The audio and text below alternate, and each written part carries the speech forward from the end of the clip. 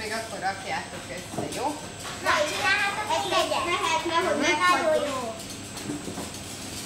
Ezt be kell rakni. Miben? Már tudom, hogy ezt kell rakni. Miben? A hűtőben. Miben a hűtőben?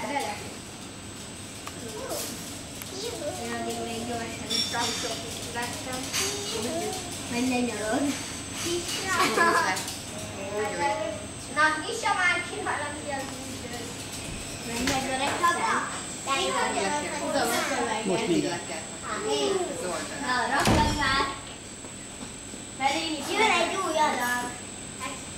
Igen. Siessetek. Igen, ezt gyorsabban kellene egy kicsit rakni. Segíts te is, Renikő. Jó, én eddig csináltam. Mondtam, hogy meg fog jelölni a csoki, és akkor nem tudjátok már belerakni. Meg kemény lesz.